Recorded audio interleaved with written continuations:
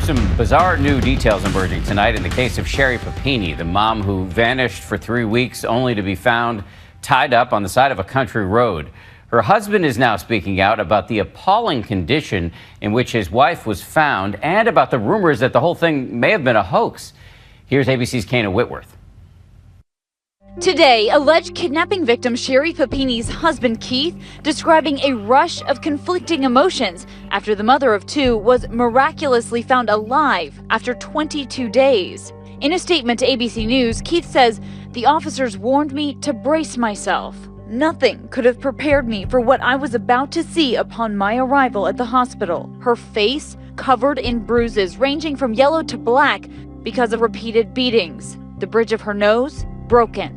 He says his wife weighed just 87 pounds. He says her appearance changed radically during the ordeal. Her signature long blonde hair had been chopped off, her now emaciated body covered in severe burns. She has been branded. He describes her being thrown from a vehicle with a chain around her waist attached to her wrists and a bag over her head after being held for more than 3 weeks. The brand on Papini's body, a possible lead. Keith said it was already beginning to heal. I'm not able to go into the specifics of what the branding is, but it could be a number of different messages there. Okay. And you know what the brandings were? Yes. Do they say something? It is not a symbol, but it was a message. To who? It could be a message to her. It could be a message to others. If you go deeper with this as to why they would brand a person, I think it's probably twofold. One, it's a control thing, and it's also they're trying to move her, in my view, further and further away from her identity. In his statement, Keith also expressing gratitude to everyone who helped his family through this torturous journey and contempt to those suggesting her disappearance may have been some sort of hoax. When you're looking at a profile of someone that would kidnap a female and cut off her hair, what does that person look like to you? Obviously, a very sick person who may have wanted to not only cut it off to change her physical appearance, but also as part of that psychological warfare, if you will, to humiliate them. Earlier today, authorities met with Papini for the 3rd time since she has been found, still trying to figure out who's responsible and why she was suddenly released. The only people that know that would be the abductors.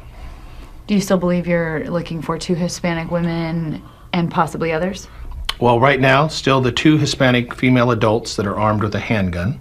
Shasta County Sheriff's Office is now focused on locating those 2 women Papini also said were driving a dark-colored SUV. This really has the flavor of someone who has been taken for a particular purpose, not to ransom away or to maybe even to sell to somebody else. That's what makes this kidnapping extremely unusual. HP's advising she is heavily battered, and it is confirmed kidnapping. It's now been 6 days since Papini was found bound on the side of a California highway. She's been described by her family as a supermom. She vanished November 2nd after going out for a run. Her husband Keith immediately on edge, arriving home from work to an empty house. He began a desperate search using the Find My iPhone app. He located Sherry's cell phone on the side of the road a mile from their home, with strands of her hair tangled in her earbuds. I went to pick it up, and at this point,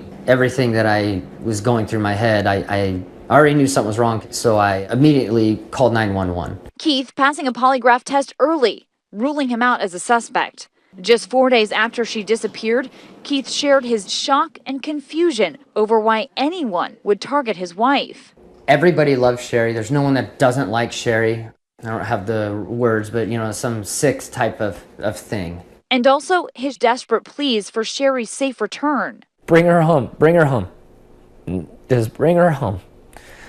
Then, in dramatic fashion, at 4:30 in the morning, she appeared. It was dark, just like this, when Sherry Papini told authorities her captors just dropped her off right there behind me, 150 miles from her home on Thanksgiving Day.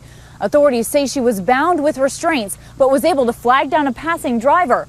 Other drivers were calling 911. I saw a woman come out of nowhere, frantically waving what looked like a shirt up and down. Keith telling ABC News that shirt was actually the bag that had been placed over her head. I mean, she definitely looked frightened. And like she had like a wide-eyed, panicked kind of look. Allison Sutton was driving down this dark Yolo County road when she says she passed Papini and called 911. She pretty much just came out of nowhere. It startled me, but I figured, if somebody was desperate enough for help, that they were willing to be so close to traffic that they might get hit, that they really needed help.